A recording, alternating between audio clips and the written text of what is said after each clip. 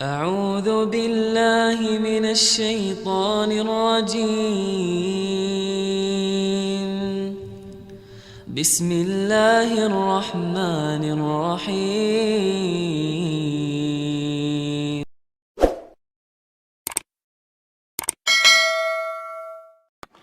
Apakah boleh kita berguru dengan siapa aja? Ambil baiknya. Ya, mana tahu antum baiknya dia. Tinggalkan jeleknya. Jadi belajar, para ulama salah belajar kepada orang itu tahu dulu akidahnya. Benar enggak? Manhajnya benar enggak? Gimana ibadah sholatnya dia. Sampai tahu, udah tahu semuanya jelas, akidahnya manhajnya jelas, baru belajar. Enggak seperti sekarang, baru dengar ceramahnya di YouTube panggil. Ya.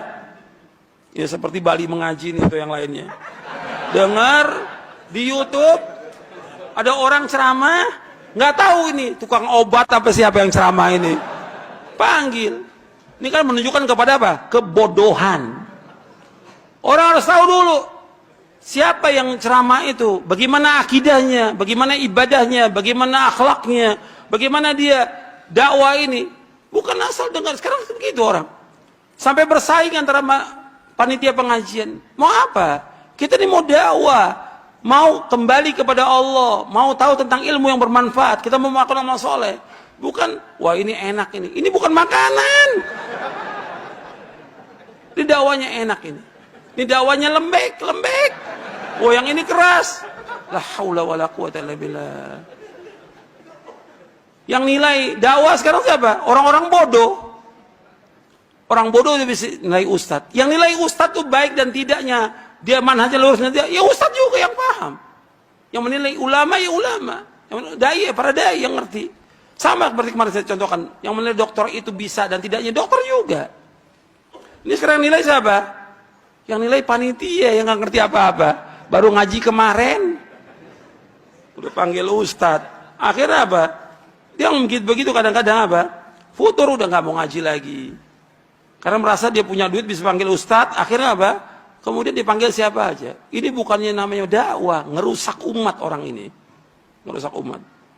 Antum cari yang betul-betul mendakwakan tentang dakwah tauhid, manfaat buat umat. Enggak apa-apa, enggak mesti tiap pekan, enggak mesti tiap bulan, enggak mesti 2 bulan sekali. Hatta 6 bulan sekali enggak ada masalah. Yang penting dakwah ini jalan. Dakwah ini jalan. Tapi yang penting setiap bulan harus ada siapa aja, ya rusak dakwah ini nanti. Dimasuki oleh orang-orang yang tidak punya berilmu dan tidak punya manhaj sama sekali. Bahkan kadang-kadang panitia manggil, ini panitia, iya Pak, Bali mengaji. Ini saya ustadz pengen ngisi di Bali. Ustadz minta, mau ngapain minta? Kalau minta berarti apa? Merendahkan diri pada manusia, merengek-rengek. Nggak boleh dia seperti itu.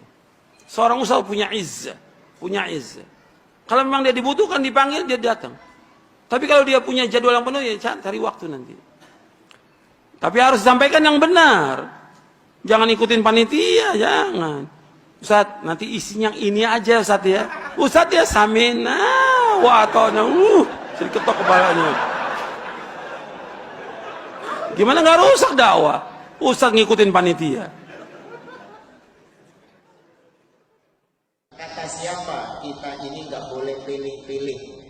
Bahkan kita harus pilih-pilih dalam mengambil ilmu agama. Gak sembarangan.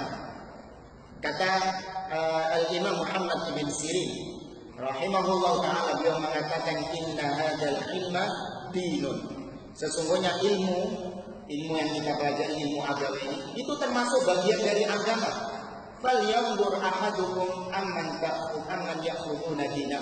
Hendaklah seseorang itu memperhatikan dari siapa dia mengambil ilmu agama. Dan kriteria seseorang yang bisa kita ambil ilmu agamanya, yang pertama adalah orang tersebut menyampaikan apa yang berkaitan dengan agama, yaitu jelas sumbernya dari Al-Quran dan hadis Nabi Shallallahu Alaihi Wasallam. Nah, kalau ada ustadz yang menjadikan sumber hukumnya itu dengan logikanya dia, dengan akalnya dia, segala sesuatu ditimbang dengan akal, tinggalkan orang semacam ini, karena sumber hukumnya sudah salah. Ya, bagaimana kita mau mengambil ilmu dari orang yang melandaskan agama ini dengan akal? Standarnya pakai akal. Akal orang ini berbeda-beda. Terus akal siapa yang dijadikan standar kebenaran? Jadinya kebenaran ini sifatnya apa? Relatif. Padahal agama itu sifatnya kebenarannya apa? Absolut, mutlak. Ya, kalau akal yang dijadikan sumber maka relatif. Bisa jadi kau benar, tapi bagiku salah. Nanti gitu jadinya. Ya kan? Maka tinggalkan orang semacam ini. Atau mungkin orang yang menjadikan sumber hukumnya bukan Al-Quran dan Sunnah, tapi sumber hukumnya mungkin dengan hikayat-hikayat, dengan kisah-kisah, dengan mimpi-mimpinya dia, itu dijadikan sumber sama dia. Nah, tinggalkan. Selesai? Baik. Cukup ini? Nggak cukup. Karena setiap orang mengaku mengajarkan Al-Quran dan Sunnah. Setiap orang mengaku seperti itu. Bahkan kelompok tersesat, pemikiran tersesat sekalipun, semuanya mengaku berlandaskan Al-Quran dan Sunnah, Al-Quran dan Hadis. Gak ada yang gak memakai Al-Quran dan Hadis. Semuanya memakai itu. Bahkan kelompok tersesat, salah satu kelompok yang tersesat sekalipun seperti Ahmadiyah, yang nabinya siapa? Mirza Ghulam Ahmad. Baik, tatkala dia mengukuhkan dirinya sebagai seorang nabi, seorang utusan Allah, punya dalil dari Al-Quran. Bukan aku sebagai nabi, ngarang-ngarang, enggak. Ada dalilnya di dalam Al-Quran. Tuh, berlandaskan apa dia? Al-Quran. Ada yang tahu dalilnya apa? Hah? Surat apa? Nah, surat As-Saff ayat yang ke-6. Allah mengatakan, mengutip ucapan Nabi Isa alaihissalam, wa iqala Isa bin Maryam, ya bani Israel, inni Rasulullah ilaikum, musaddiqan lima baina yadayya minat Taurat, wa mubashiran bi rasulin ya'ti min ba'di ismuhu Ahmad. Kata Nabi Isa, wahai Bani Israel, sesungguhnya aku adalah utusan Allah atas kalian. Yang aku datang membenarkan kitab yang ada di tangan kalian. Dan aku datang untuk memberikan kabar gembira. Akan datangnya seorang Nabi, Rasul sepeninggal aku. Namanya siapa? Ahmad. Kata Mirza Ghulam Ahmad, itu saya. Ya. Itu saya. Itu bukan Nabi Muhammad. Kalau Nabi Muhammad maksudnya ayatnya berbunyi ismuhu Muhammad. Itu maksudnya Nabi Isa memberitahukan tentang kedatangan saya. Tuh punya dalil dari Al-Quran. Terus apa serta-merta kita benarkan? Oh, yang penting kan ada dalilnya. Yang penting ada argumentasinya. Jadi jangan disesat-sesatkan. Sesat.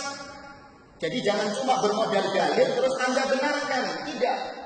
Maka perlu kita perangkat yang ketiga, Al-Quran dan Hadis yang dipahami dengan bingkai para salafus saleh, para sahabat dan generasi-generasi setelahnya yang memang sudah dijamin oleh Allah bahwa mereka lah yang wajib diikuti. Pemahaman mereka lah yang harus kita teladani. Nabi sendiri juga merekomendasikan bahwasanya para sahabat itulah yang harus kita teladani. Banyak dalil-dalilnya kalau kita kupas. Misalnya Allah Azza wa Jalla mengatakan was-sabiqunal awwalun, surat At-Taubah ayat yang ke-100. Was-sabiqunal awwalun minal muhajirin wal ansar walladzina ittaba'uuhum bi ihsan radhiyallahu anhum wa radu an wa a'adda lahum jannatin tajri tahtaha al-anhar khalidina fiha abada dzalikal fawzul 'azim. Kata Allah, orang-orang yang pertama-tama masuk Islam, maksudnya para sahabat. Ya kan, yang pertama kali menjawab seruan Nabi untuk masuk Islam siapa? Sahabat. Dari kalangan muhajirin ataupun dari kalangan ansar. Walladzina tabauhum bi ihsan. Dan mereka yang orang-orang yang mengikuti para sahabat itu dengan baik. Siapa yang dimaksud? Kita. Kita mengikuti bagaimana sih sahabat ini memahami Al-Quran. Bagaimana sahabat ini memahami Al-Hadis. Bagaimana sahabat ini berislam. Kita contoh mereka. Apa janji Allah? Radhiyallahu anhum wa radu'an. Allah ridha kepada mereka karena mereka ridha kepada Allah. Wa a'adda lahum jannatin tajri. Allah siapkan bagi mereka surga yang mengalir di dalamnya sungai-sungai. Tuh, Allah merekomendasikan sahabat yang dijadikan sebagai acuan dalam memahami Al-Quran dan Hadis. Nabi juga mengatakan satattariqu hadhil ummah ala 73 millah. umat ini akan terpecah menjadi 73 golongan, kulluha finnar, semuanya terancam masuk di dalam neraka. Artinya konsep Islam apapun yang ada di atas muka bumi ini semuanya terancam di dalam agama. Semua orang mengaku saya memiliki konsep Islam, saya memiliki konsep Islam tersendiri dalam memahami Al-Quran dan hadis. Konsep saya seperti ini. Oke, kulluha finnar, konsep kalian itu semuanya di neraka. Ya, konsepnya, pemahaman seperti itu bisa menjerumuskan kalian ke dalam neraka. Illa wahidah, kecuali satu konsep yang benar. Para sahabat tanya, bagaimana konsep tersebut? Nabi mengatakan, ma ana alaihi wa ashabi, yaitu mereka yang memahami agama Islam sesuai dengan apa yang aku pahami dan para sahabat-sahabat pahami. Dijamin oleh Nabi. Ya, maka itu tadi, yaitu kita lihat bagaimana ustaz tersebut, kiai tersebut, apakah memang dia ini berpegang dengan Al-Quran dan Sunnah dengan pemahaman para salafus saleh. Kalau memang sumbernya bukan, pemahamannya bukan salafus saleh, tinggalkan. Ya, saya Quran dan Sunnah menurut pemahaman ketua organisasi saya. Saya Al-Quran dan Sunnah menurut pemahaman hawa nafsu saya. Saya Al-Quran dan Sunnah menurut konsep metode filsafat dalam memahami Al-Quran. Dan tinggalkan sudah, jangan diambil ilmu. Justru Anda ketika mendengarkan orang-orang semacam ini, syubhat yang akan Anda dapatkan, bukan ilmu. Ya. Dan itu semua perlu pembuktian.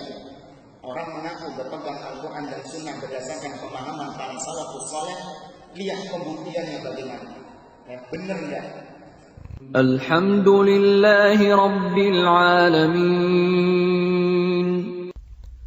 Segala puji bagi Allah, Tuhan seluruh alam.